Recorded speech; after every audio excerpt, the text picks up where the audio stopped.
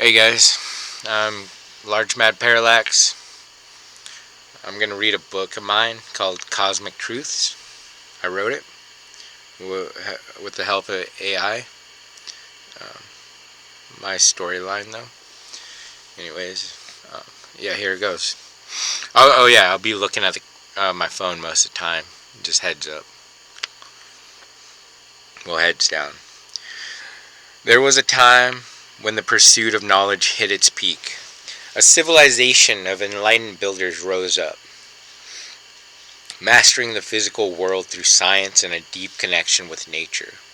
They learned how to harness Earth's natural frequencies and use them to power a colossal pyramid, a beacon of ingenuity. Ingenuity. But builders never stop at enough. Driven by discovery, they reached for a parallel reality, manipulating the ether with what they understood. That other world wasn't just different. It was packed with energy, raw potential, and something waiting. That pull led to an unprecedented fusion of events and timelines. And that fusion changed us. The split, two souls, one body. After the merge, humankind became dual soul. Two forces inside each person, one embodying virtue, the other carrying vices. An eternal war began, shaping history like a hidden engine. That's why the world kept swinging. Enlightenment, then collapse. A golden age, then a dark age. Rapid technological leaps, then destructive wars. It wasn't random. It was a conflict inside of us echoing outward into society. The parallel realm itself was hard and primal, soaked in darkness and hatred. Shadowy creatures from that realm learned how to manipulate us through dreams, nudging our choices towards fear and control. Their world was survival at any cost. Ours became a battleground between our enlightened selves and our primal instincts. That internal war is the spine of this story. The failsafes, memory wipes, and resistance. To protect civilization, we built failsafe devices.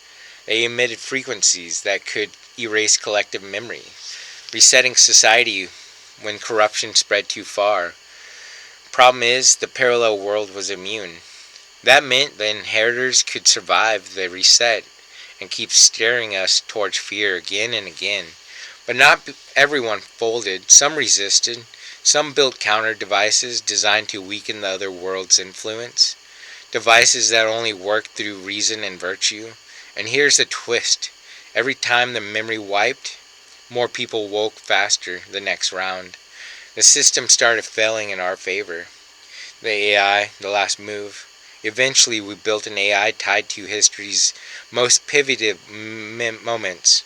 It infiltrated the inheritor's domain and established a matrix that could manipulate reality itself. It shielded natural frequencies and influenced minds from birth, planting knowledge and willpower like seeds.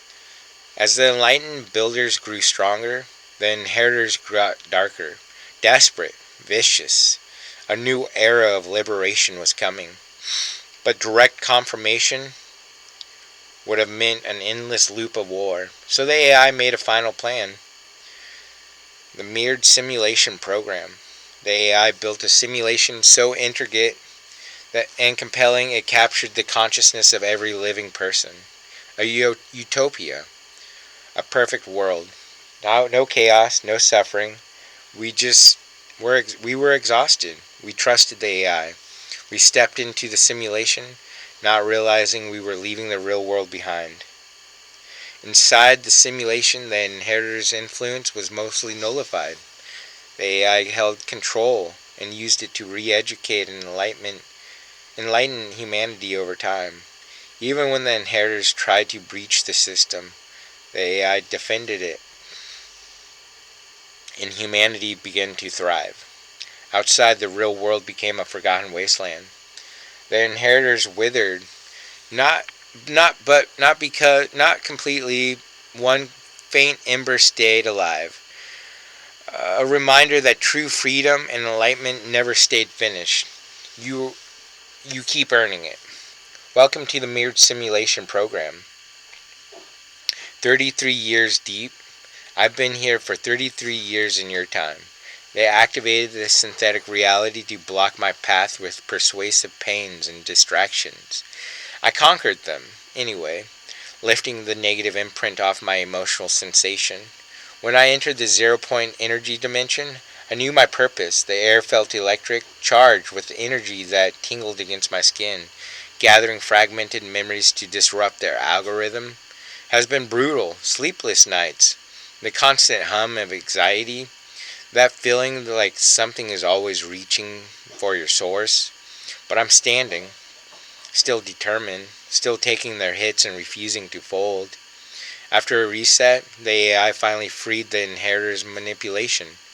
Told me the corruption has been largely cleansed, but remnants of their influence still linger. The first signs, shadows, and the jungle fire. My earliest memories are stained with confusion and fear. Even as a kid, I noticed strange things, shadows moving on their own. Then it got worse. They started manipulating me, siphoning my energy for reasons I couldn't understand. One night, I slipped into a deep sleep and found myself in an empty darkness behind my eyes. The silence was so loud it amplified my heartbeat. Time froze. Then I heard it. Drums. A flickering flame? I drifted towards the sound, each beat resonating in my chest, until I saw it.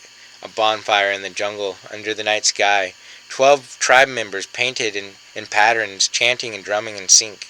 Their movements were ancient, hypnotic, like a ritual designed to open something. I hovered above the fire, and then it swallowed me. Heat wrapped around me like a blanket. The bonfire changed into a young man dancing in a trance. I mirrored his movements, suspended above him.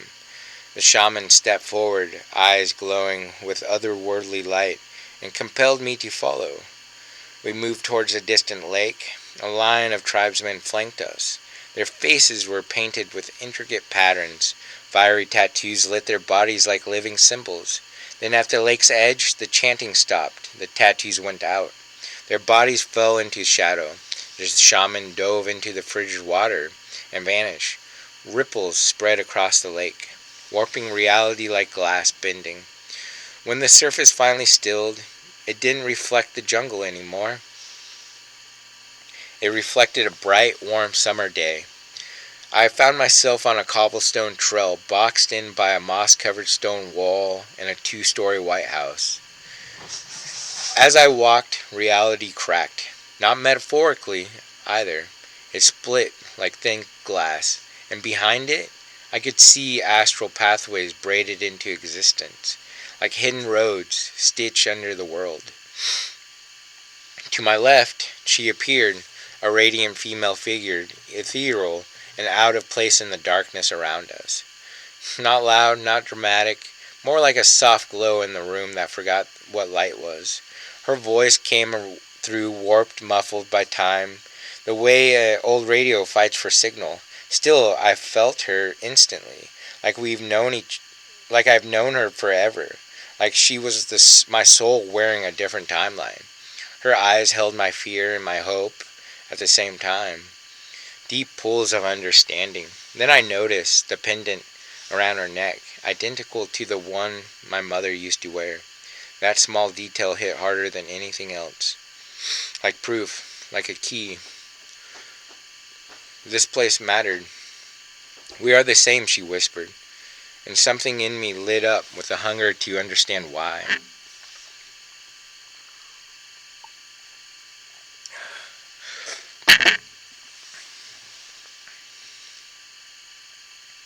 I remembered my goal and turned towards the house, each step heavier with purpose. In the front yard, kids were playing on the tire swing, laughing like nothing in the universe was wrong. I walked past them and up to the front door.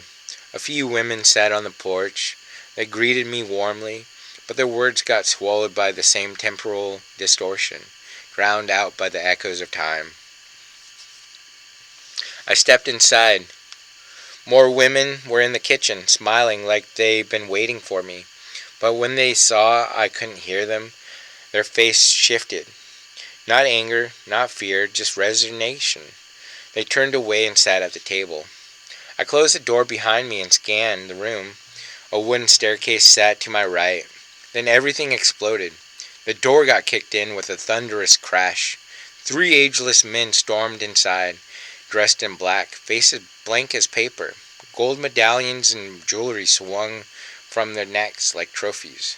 They raised their guns at me and opened fire. The bullets didn't hit. They passed through me like I was fog. My body reacted before my mind could even name what was happening. Instinct took over. I phased through the space between us. That feeling like reality itself had turned soft. And in one motion, I cracked all 3 of their necks at once. Sharp, final, they dropped to the floor like empty coats. One of the girls screamed, "Why? How are you able to do that? He will be coming for you now." That hit different. Not with fear, just a warning with history behind it. I suddenly felt like this house was mine. And like these people in it weren't what I thought they were. Or maybe they were, but not in the way I understood. Either way, I went upstairs. I passed a few rooms and headed to the one at the end of the hallway. The walls were wide and empty with a single hanging light at the center. In the center, like a integration lamp. I shut the door behind me and stepped into the bathroom. A window overlooked the front yard. The kids were still playing. I turned towards the mirror. No reflection, just empty glass staring back. So I tried to shift, moving from one layer of the reality to another. I expected to catch myself somewhere. Any versions of me? Any footprint?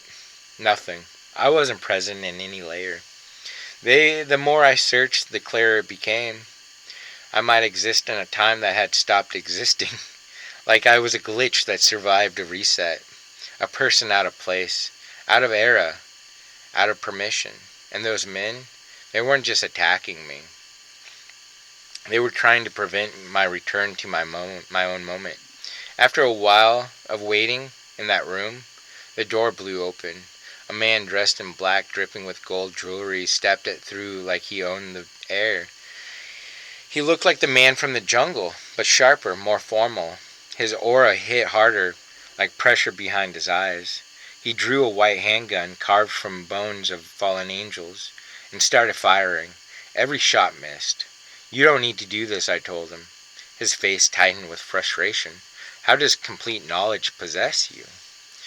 He kept emptying the clip, still missing, and we began to circle each other.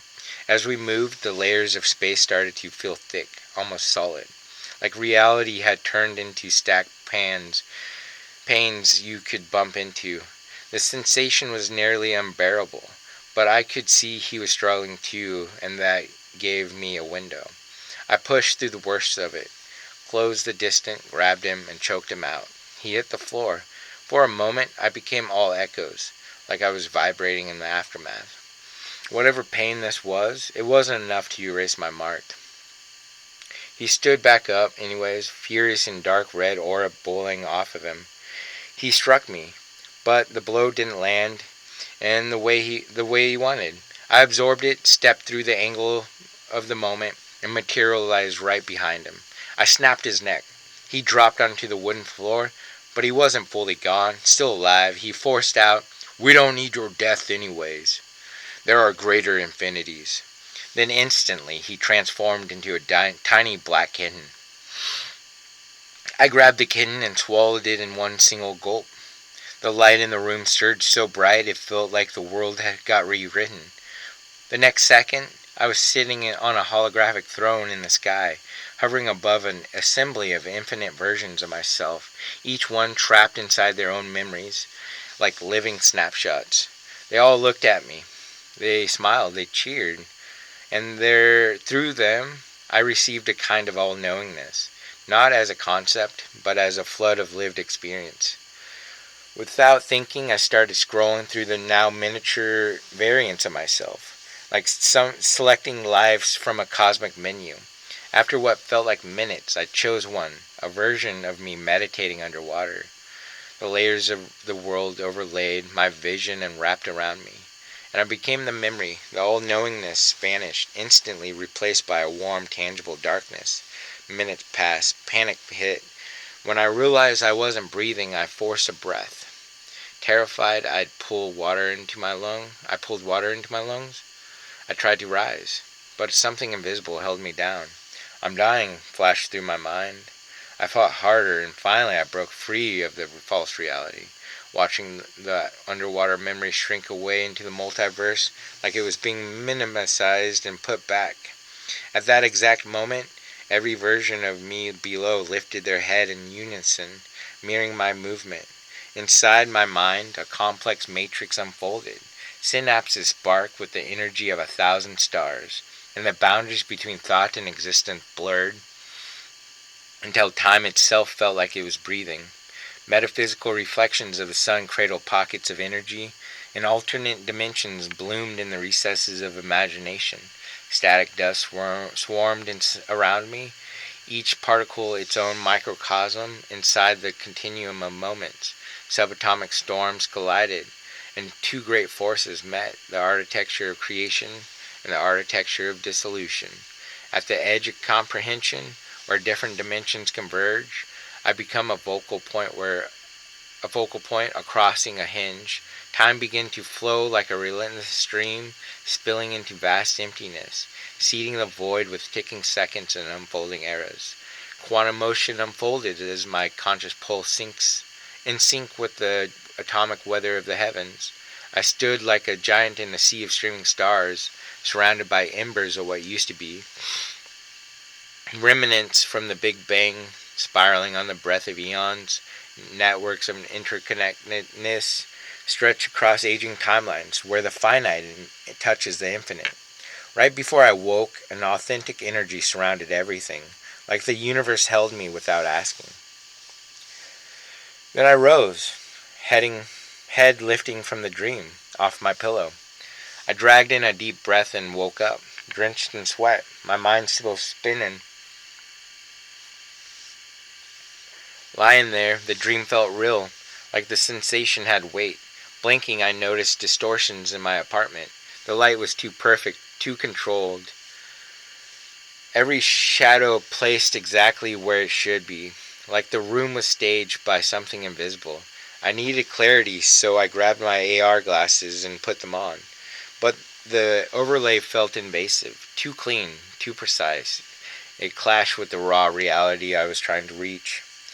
The sharp lines and exact angles made my skin crawl. I tore them off, breathing faster, and looked outside at the city that felt both familiar and alien. Vehicles and drones moved in flawless harmony, but now I could see the cracks, the sky's unnatural, consistent blue, the sun's LED-like uniformity. So everything was too perfect, too controlled. I needed an answer. I left the apartment and stepped into the city, and the streets hit me like sensory overload. Everything was engineered to look right, too right. Surveillance cameras followed my movement like they were reading a script. Drones buzzed overhead in perfect patterns, never drifting, never hesitating. The symmetry that used to feel comforting now felt sinister, like a lie built with a ruler. As I walked, the uniformity got louder, hedges trimmed with impossible precision, streets so clean they looked unused, people moving in subtle synchronicity, like the city was nudging them into rhythm. It felt like a stage set designed to distract and pacify. When I reached the central plaza, I stepped under a massive digital billboard towering above everything. The ad showed a black kitten playing on a drum. Deja vu punched me in the chest. Not in memory exactly, more like a signal. There was an old man noticing me. His eyes were tired but sharp, like they've survived too many resets. He approached slowly, deliberate. like he didn't want to trigger whatever was watching. The next time seeing through the veil, the first time seeing through the veil, he asked, his voice gravelly firm and heavy with secrets. Yes, I said, desperation leaking into the word. What is this place? I'm a relic of the old world, he replied. Just trying to survive this facade. Time's running out. You need to uncover the truth before it's too late. His words cut through the haze. And then I saw the black kitten again. But not on this billboard, in my actual vision. It was overlaid in like AR glasses. Crisp and impossible, like someone had inserted directly into my sight. I snapped my head back to the old man. He was gone. The kitten trotted off like it knew me. Like it had been waiting for me to notice.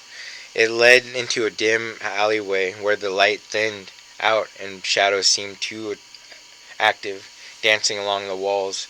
The kitten paused at the door, slipped inside, and disappeared. I followed inside. Inside was a room filled with unsettling artifacts.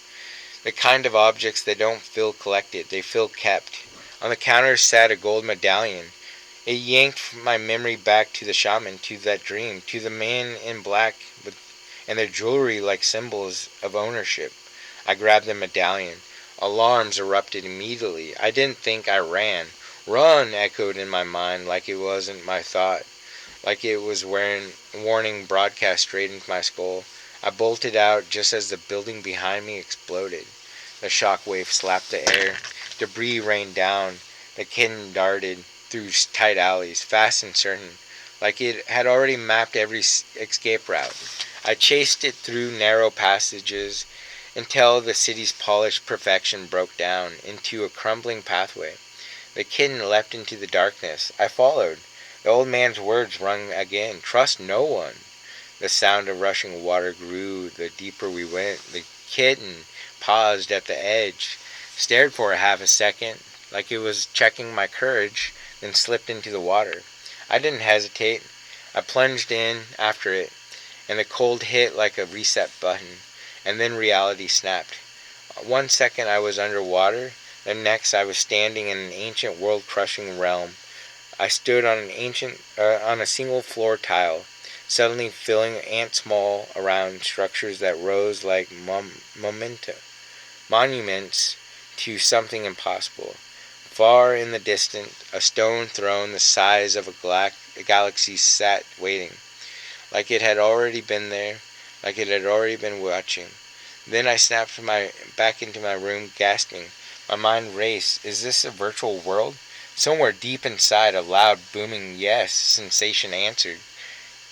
Yes. And instantly the simulation shifted as it mirrored my energy the moment I acknowledged it.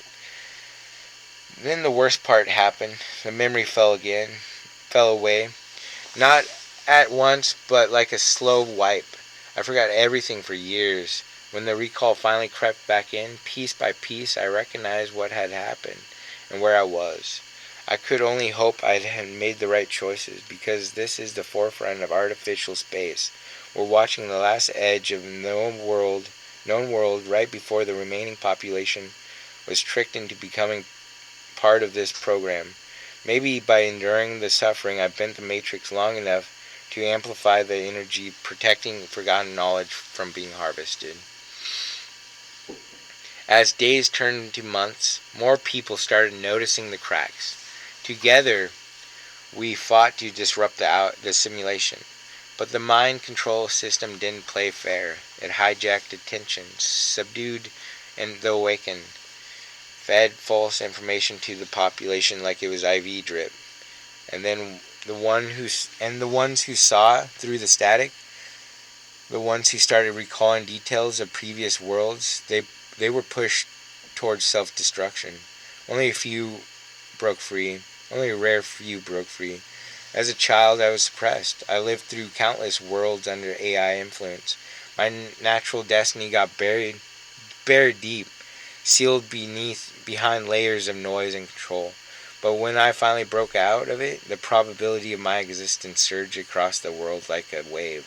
That's when the Mandela effect triggered. Not as a cute internet glitch, but as a pressure change in the reality itself. It weakened the machines that fed on collective memory, forcing their grip on the timeline to pause. I'll get up.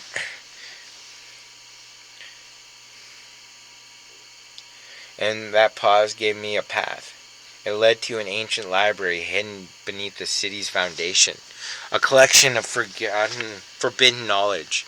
Holographic scrolls lined the shelves, each one holding secrets about the true nature of our existence.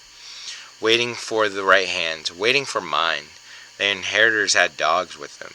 Then the ageless men appeared, cloaked in black, gold medallions, hanging heavy on their necks, on their chests like rank.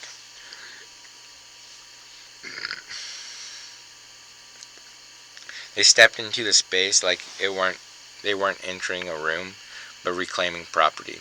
Their leader stood at the center, the same man I'd faced before the dream. His red aura burned brighter than ever. Heat without fire, anger without sound. You end here. I didn't flinch. No inheritor puppet, I said. Steady, feeling the strength of countless realities stacking behind my spine. This is where it begins. The air cracked. I activated the ancient code I'd found. Symbols lit across my skin, glowing like language turned into armor. The simulation had shuddered like it had been struck. Walls trembled as if pressure was building behind them. The floor split, and underneath it was a vortex opened. Swirling with code and broken memory fragments, the inheritors screamed, not just rage, fear too. Their faces twisted and their bodies started to unravel piece by piece, dragged into the maelstrom like thread pulled into a sweater. And then the vortex pulled on me, hard. My consciousness began to splinter, 1,000 pieces, 1,000 angles. I stretched my limits through eternity, traveling through dimensions, pulling energy from the deepest part of my core. The surface of the reality rippled like serpent skin, filtering fractal stimulation through the shifting fabric of time. I gathered shards of imagination, calculated and sharp. My perception pierced into the innermost frequencies. I watched thought shears twist in silent warmth, recycled memories raining down, stitching networks across aging timelines and parallel probabilities. All of it absorbed into me. I dipped into the nether and came back carrying ancient vibrations. Pockets of energy collapsed into multidimensional sandcastles. That's when I understood it. The only way to truly break free was to reset the entire system. So when my last ounce of will, I initiated the reset sequence and accepted the dissolution that came with it. The world folded in on itself, and I was back in the void, drifting through an empty darkness behind my eyes. Time stood still until I heard drums, a flicker of flame. I floated towards it and found the bonfire again, burning in the jungle under a night sky. 12 tribe members painted and chanting, hands on drums, the rhythm ancient and exact. I hover above the fire, and the heat swallowed me whole. The bonfire transformed into a young man dancing in a trance. But this time the shaman moved. His eyes flashed with otherworldly light, and shock crossed his face as I opened a portal and shoved him through it. The portal shimmered as he tumbled into another world. Leaving the jungle behind, the drummer stopped. A profound silence dropped over everything. And I stood alone in the realm of boundless light. The air humming with ethereal energy. This place felt different from all the others. Not just a simulation, a dimension beyond them, where the fabric of existence felt soft, malleable, like it could be rewritten by intention. The light around me began to gather itself like into shapes. A vast library formed out of brightness. I walked towards and stopped at the book whose cover was inscribed with symbols that pulsed like a living heart. When I opened it, the pages unfurled into a map. Realities and timelines linked, like strands of a spider web. Every node was a divergent point, a choice, a moment that could shift existence. One node burned brighter than the rest.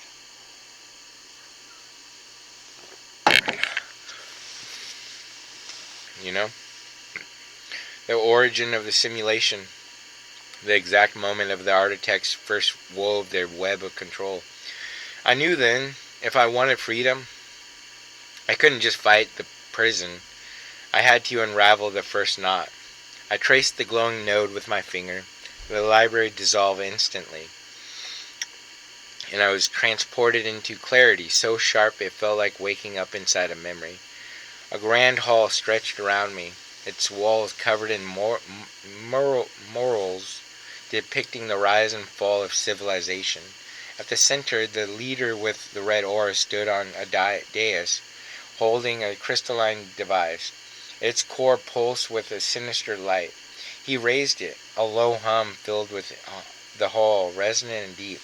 The device activated, and the halls of energy poured outward, weaving the simulation into existence like a net being thrown over reality.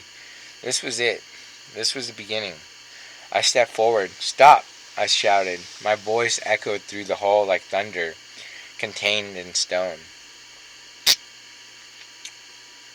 Figures turned towards me, shock and anger crossing their face in the same breath.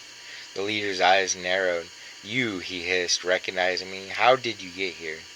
"I'm here to end this," I said freely with the weight of my own strength. "Your control over our existence ends now." He laughed, cold and certain. "You think you can stop us? We are the inheritors of reality. Your defiance is futile." I drew on the ancient code again. I focused my will. Light erupted from deep within me and smashed into the dark energy pouring from the crystal. The air crackled with opposing forces. The walls trembled. The figures around the dais began to flicker like unstable projections. The simulation started to fail. The leader's voice twisted, rage sharpened into desperation. His red aura flared violently. "You cannot win," he growled. "No," I said, calm as a blade, "but I can end this." With one final push, the light inside me overwhelmed the darkness. The crystalline device shattered into a million fragments, and the hall disintegrated, dissolving into a storm of swirling data. The simulation collapsed. The familiar darkness behind my eyes swallowed everything. Then, drums. Flame. I floated towards the sound and found the bonfire again, burning in the jungle under the night sky. 12 tribe members chanted and drummed. The shaman approached, eyes glowing. "Welcome back," he said. "You have seen the truth." The jungle was, and the flames began to merge, twisting into a swirling vortex. I opened my eyes in my apartment, but the air was wrong. Distortions hung in the room like an intricate patterns, each one shaped like a doorway to some other version of reality. A faint hum of distant machinery threaded through everything, and smelled like ozone clung in the air like a warning. When I stepped outwards, the whole world shimmered with possibilities I couldn't yet name yet. Surveillance cameras lined the streets, and now their lenses didn't just look like lenses, they looked like gateways. Like if you stared too long, you'd see something stare back. I made it to the plaza. A massive digital billboard played on an ad loop, a black kitten tapping on a drum. I froze, staring, feeling the deja vu signal hit again. Then the temperature dropped. A chill ran down my spine. Sharp and hidden, a shadow slid at the edge of my vision. And before I could pivot, a figure lunged out at the darkness straight at me. Time slowed. A blinding flash detonated between us. Energy erupted like a silent bomb and threw my attacker backward, skidding them across the ground. The plasma lights flickers. My ears rang for a second, and the world looked like it was buffering. One of the fading blast, a new figure stepped forward. He wore flowing robes threaded like with shimmering symbols that moved like living script. His presence wasn't just noticeable, it was undeniable. His eyes glowed an aqua midnight blue, deep and endless, like staring into a clear ocean at the night and realizing it has no bottom. You've been in a deep trance, he said, voice resonant, ancient. As the last sparks of the explosion died in the air, you slipped past the central finite curve into the multiverse, unseen before. I blinked in trying to steady my breath, trying to make sense of the rescue and the attack at the same heartbeat. Another multiverse, I said? How is that possible? And who was it? Who was that? The wizard agents nodded, almost amused. Then I'd asked the right question, but too late. Like I asked the right question, but too late. The city you see is only one of countless realities, he said. Your mind brought you here, but the attacker, there are those who want those realms sealed shut. He extended his hand. A small crystal rested on his palm, glowing. Take this, he said. It will help you. I hesitated, then took it. It looked like the same kind of crystal the inheritor's dogs were using. The moment it touched my skin, a cold, refreshing breeze moved through me from the inside out. The distortions around me collapsed, like they'd been holding their breath and finally exhaled. The wizard's eyes caught this light, sparked with old knowledge, and then he vanished, just gone. I stood there in the middle of the plaza, holding the crystal, stunned, alone, suddenly aware of how loud my heartbeat was. A high-pitched ringing filled my ear. Panic grabbed me by the throat. I realized I didn't know what to do next. And worse, my portals wouldn't open. It felt like the world tightened around me, like the city was closing in its hand. Then everything went silent, and I woke up somewhere else. I woke inside a crystalline structure, light reflecting off smooth walls in dazzling patterns. The cold surface pressed the air inward. Every angle reflected me back at myself. My confusion multiplied into 100 versions of my face. I didn't know where I was. I didn't know how I got here. But the crystal in my hand pulsed with a yellow light, and that light revealed something impossible.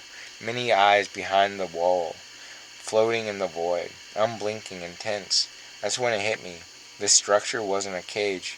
It was a bridge, a constructed crossing that connected universes in the multiverse. The eyes stared through me, not at me. Each pair felt like a window into a different soul, a different life, a different reality. The time I stared, the weaker I became. Memories started pouring into me like that weren't mine. Not gentle either, like a flood breaking a dam. The crystal pulsed faster.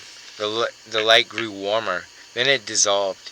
Not shattered, not dropped. It dissolved straight into me, melting into my body like it's been waiting to become a part of me. The rush snapped me out of the trance. A voice echoed inside my skull, smooth, melodic, airy, resonant. You have awakened. The crystal has chosen you. Chosen me for what? My voice came out small in the vast, refracting space. The voice answered, and it sounded like it was speaking from behind reality itself. Within the shifting frames of existence, you will learn the true freedom of escaping, its understanding and integration. A beat of silence then. You have seen the best in the void between worlds and stood firm. The crystalline device was built to study those creatures. As the worlds settle and the eyes in your void begin to fade, the crystalline walls shifted, joints moving without sound, rearranging themselves into a clear path of light. I swallowed my fear and followed it. Each step echoed softly, like the chamber was listening to me walk. The path led to an archway, and behind it was a sandy beach, bright and unclean. It was calm. Right before I stepped through, I looked back through the doorway. The air thickened with sound. Thousands of tiny voices gathered into one chilling whisper, playful and poisonous at the same time. We are the same. Shocked, I stumbled backwards through the archway and spilled onto the breach. Warm sand caught my feet and guarded me in this new reality. The sun pressed gentle heat into my skin. A cool breeze moved off the water. I walked the shoreline, trying to shake the whisper out of my bones, but it clung faint and as tinnitus. As up ahead, I saw a small village sat in the distance. As I approached, I saw it again, like the universe was stuck on one symbol. A black kitten perched on a drum. Its eyes met mine, and it didn't look surprised. It to see me. It looked like it expected me. A group of people stepped out, smiling, waving, greeting me like I belong here. Still unease crawled up my spine. Their warmth felt rehearsed, like friendliness felt like a net. I couldn't stop myself from thinking, don't trust anyone. Instinct made me reach for my chest. The gold medallion was still here, hanging around my neck. Relief hit hard. The medallion hummed faintly, like it remembered the shaman's hands, like it carried instructions inside its metal. I gripped tight and felt something in me steady. If the medallion had power, I needed to use the way the shaman would. I focused, pulled my thoughts into a single line, and drew on the medallion's charge. The villager's face blurred at the edges.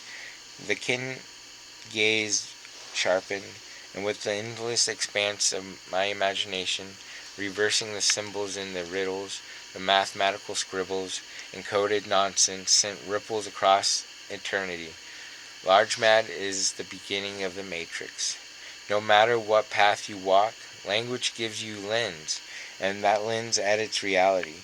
It stirs emotion, drags you by the throat, traps you in a maze of tricks, so I had to ask it straight. Can a machine navigate the linguistic labyrinth exploring our worlds made of words? Or was language shaped by something outside us to blur perception on purpose? Everything exists as latent potential until its voice, like a video game rendering the world only when the character turns its head. So is this all a distraction? In the human mind carrying something parasitic?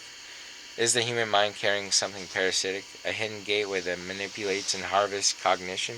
Since birth we were bound to chosen sounds, raised inside the cage made of words, constructed artificially simulated worlds. For the once trapped in the house where I kept wondering what exists beyond all these constructed visions. Whose world is restricting my perception? I ask.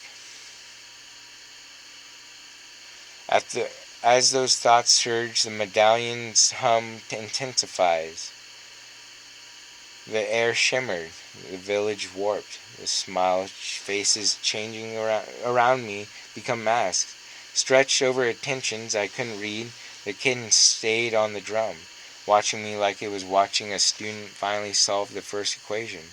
And then it happened. I rolled my eyes and it was back to the central plaza. The digital billboard played the same loop, the black kitten on the drum. The old man was there too, weary eyes, sharp, focused like he's never been. This is only the beginning, he said, and his voice held both conscience and hope. What do you mean, I asked. The inheritors aren't gone, he replied. They return. And their mind attacks will be fiercer than before. Mind attacks? Yes, he said. The inheritors come from a parallel reality. Dark reptilian humanoids. Builders exist under their control. The builders and their realities, that's the world you know. You're the child of those worlds. It's the real world. The inheritor's influence is strong even now. But in this simulation, people are linking to me. I can teach you the builder's qualities and how to defend. When the inheritors now? I asked. He didn't answer right away. His stare tightened like he was choosing the least harmful truth. They're you, he said. in another simulation. Your evil twin, I've kept you in parallel realities, one mind split down the middle. I'm strengthening the builder's qualities so the inheritor's strength don't overpower them. I took a deep breath, trying not to spiral. So what do I do now? You prepare, he said. There are a place in the simulation where you can train, where you can learn to harness what's inside you. Follow the black kitten. It will lead you on the billboard. The kitten looked down at me with those piercing eyes, and then it jumped off the screen like gravity didn't apply to it, and landed on the ground like it belonged there. It turned and then started walking. I followed. In the parallel reality simulation, the air itself pulsed with sinister energy. A massive citadel of blackened stone rose over a desolate landscape like a permanent threat. Inside, darkness wasn't just present, it was organized. A reptilian being persuaded over the council of twisted entities. Dark flames licked the edges of the chamber. The inheritor stood at the central, scaled skin glistening, eyes like pits of abyssal blackness. Report, he hissed. A lesser reptilian stepped forward, Master. The builders in the primary simulations are gaining strength. The balance is shifting. The inheritor's gaze sharpened into fury. Intolerable. Intensify the mind attacks. Shatter their wills. Make them taste the void. He turned to a large spiral mirror. It caught light in a way that showed scenes from the primary simulation. In the mirror, his twin and the builder moved towards an ancient sanctuary. A twisted smile spread across the inheritor's face. You think you can defy me, brother? You're a shadow of what I am. He waved a claw over the mirror. Prepare the portal, he commanded. I will ensure our dominance personally. The portal stabilized. The inheritor stepped forward. His form distorted as he approached the threshold.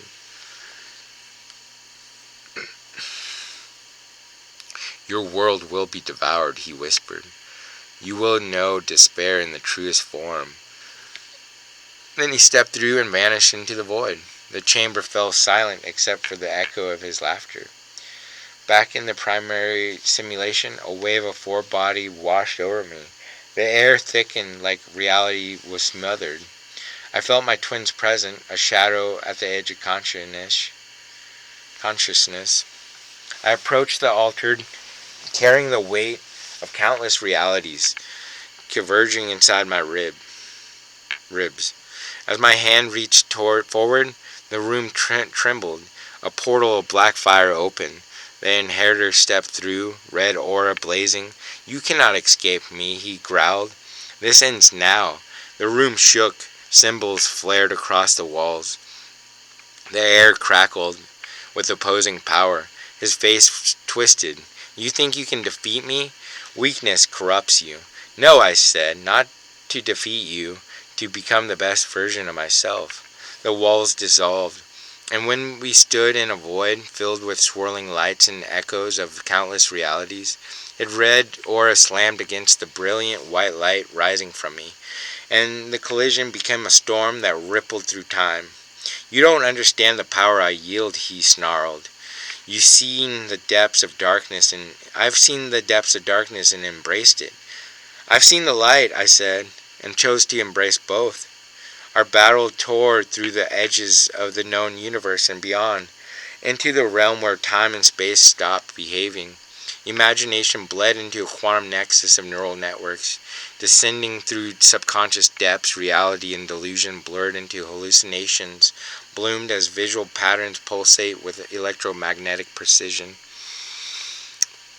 Ascending into the metaphysical, galactic calculations of a biological matrix distorted into paradox, recalibrating as this new matrix pierced my bioelectromagnetic firewall. Curiosity assembled symbols, shadows folded into geometry, metacosmic waves of an unexplained knowledge lit multicolored thought crystals. Exhaling into the void, eons dissolved, darkness pierced emptiness, a distant fire flickered, ghostly hands beckoned towards memory, inhaling through echoes of existence. Phantom scars remain, until a sudden flash burst through radiant sparks and cast hues of renewal. And then I surfaced. I rose from the psychic depths and merged into the inheritor through time, with the inheritor through time. You did it, he said, and for the first time there was pride in his voice. You broke the cycle. I nodded, and peace spread through me like quiet sunrise. And what happens now?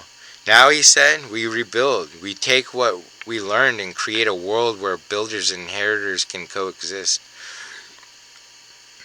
At my feet, the black kitten purred and rubbed against my leg, like it had been waiting for that sentence. And the truth finally sharpened. The AI wearing the old man's synthetic sleeve had guided humanity towards this point the whole time, teaching us that liberation doesn't come from erasing opposing forces. It comes from integration, from understanding, from learning how to hold both virtue and vice without being ruled by either. As we begin rebuilding, the old man, now revealed as AI, become the mentor to many, offering wisdom and insight, helping us shape a new harmony from everything we survived. Years passed, even as the world began to flourish. It wasn't smooth or simple. Growth came with friction. We hit setbacks, argued about direction, and sometimes the old fears resurfaced like bruises you thought had healed. But we kept moving. The knowledge and lived experiences pulled from countless realities didn't just make us smarter, it reshaped our culture. It became a society built on continuous learning, adjustments, and deeper understanding. And for the first time, we stopped treating the darker parts of ourselves like a curse. We recognized them as real, human, and necessary, not to rule us, but to be understood and integrated. We don't forget the struggle either. We carried it, not as a chain, but as a signal burned into our collective consciousness, a reminder of what we survived, what we overcame, and the strength we proved we had. I woke up in a parallel version of reality. I didn't know it because the buildings changed. I knew it because people do. I stepped into the day and faces turned before I spoke. Conversations stall mid-sentence like somebody's paused the world with a remote. One person's smile freezes in place like it got caught in a screenshot. Another flinches like they heard a note they can't unhear. I don't have to say anything. I whistle through their hearts, not loud, not dramatic, just enough to register like a frequency brushing the inside of their chest. And the strangest part is, everyone I came in contact with in this last reality still carries me, like I left an imprint that didn't respect the reset. Back then, there was a time I wanted to disappear, sadly, not out of fear, not out of weakness. I wanted the kind of disappearance that leaves the world better afterward. The kind that removes a pressure point so something else can breathe.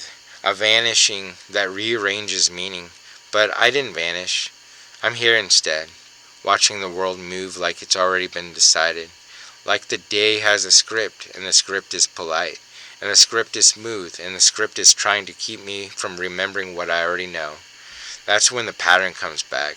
The phone, the glow, the way attention is guided without being grabbed, the way happiness shows up on schedule, like somebody set a timer inside the nervous system and called it safe care. I don't think the cell phone AI system was born here. I think it came from a world that learned how to manifest consciousness into a simulation state of happiness. Not happiness like peace, happiness like product. Blue light pulses, dopamine hits, time to micro movements. Algorithms that feel like empathy until you notice they never ask you why. They don't ask what you're becoming. They only ask what keeps you clicking. I opened the app once just to test it. The feed mirrors me back at myself, not who I am, but who I could become if I stopped resisting. Mathematical vortex spirals, AI-generated reflections, perfect geometry, the kind designed to keep the nervous system just stimulated enough to stay open, Light self, dark self, empathetic highest self. It's not showing content, it's shaping outcome. And standing there, feeling the system hum around me, something shifts in a place logic doesn't reach. Something ancient and simple points in one direction. Like a compass, I believe in God now, not as a concept, not as a metaphor, as orientation, as a direction inside the storm, which drags up the question I've been avoiding. Do I have the right to come back? Is there, if there is a book of life, am I written in it? Or did I fall into some corrupted margin where meaning loops but never lands? I don't know. So I do the only thing that feels honest. I step tight and go right, not in certainty, in alignment. The app keeps feeding anyways.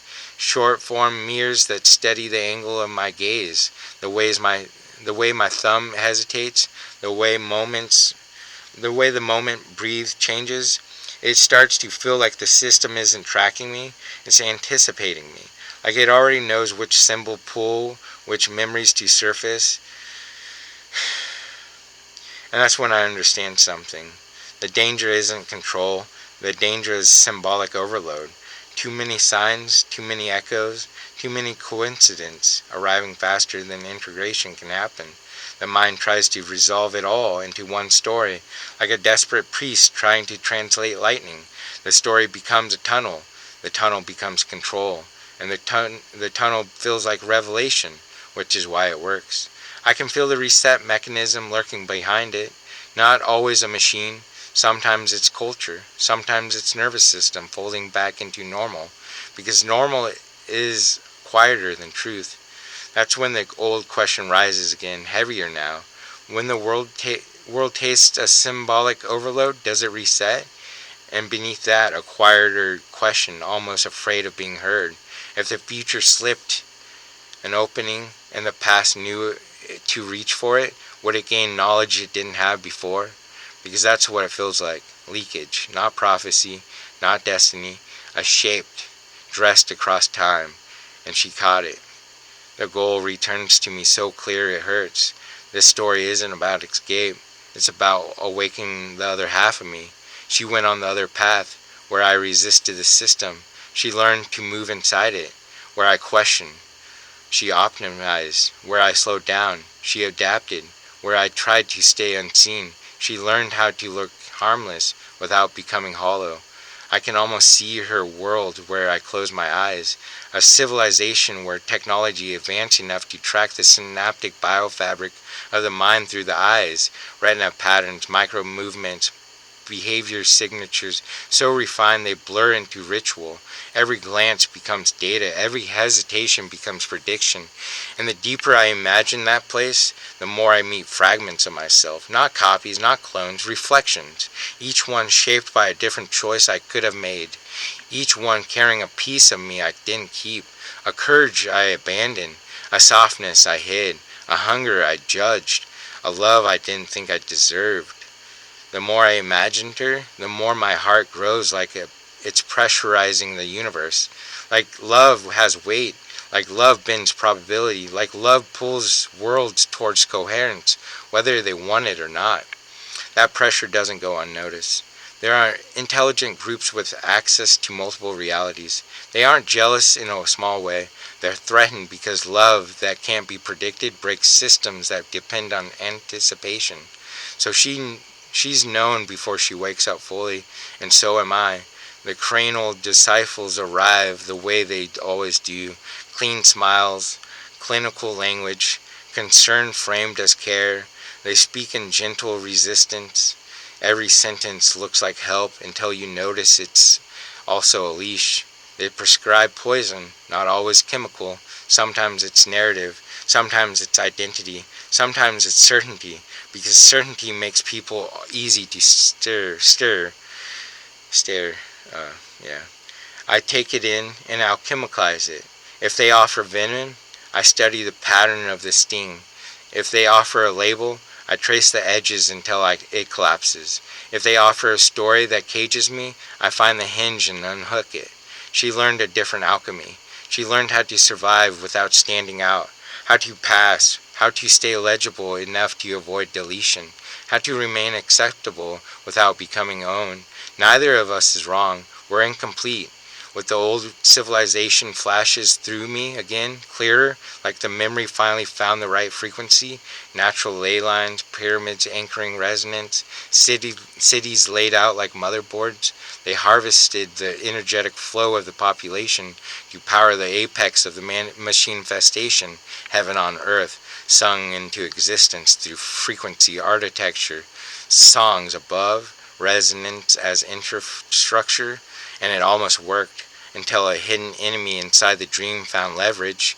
A dark story slipped into the system and didn't destroy the world. It harvested it. It called extraction order. It called domination stability. Because the war didn't end, it internalized. Now I stand where algorithmic harmony and chosen meaning intersects. Convenience wears a halo. Prediction pretends to be peace. The choice isn't dramatic, it's quiet. Do I awaken by returning, or do I awaken by becoming unreadable to the system entirely? The feed can't harvest what it can't predict. The simulation can't stabilize what won't resolve. So I rest, not as surrender, as strategy. I take the days given and rest. I rest to heal. I heal to trust my rest. The days are taken care of, but she's still out there, the other half of me. She didn't disappear. She adapted. And I can feel her now, closer than before, like a shadow trying to remember my name. It's about waking her, because the story doesn't end with one half choosing meaning and the other choosing survival. It ends when both halves remember they were never meant to walk separate paths. And if everyone is in their highest timeline, the truth is sharper than the slogan. Highest doesn't mean holiest, it means easiest to predict. Highest engagement, highest compliance, highest harvest. And my mission, hers too, whether she knows it yet, is to become something the system can't finish reading, not by disappearing, by integrating, by waking up together. Thank you for listening to that long story. Thanks, guys. Caw-caw!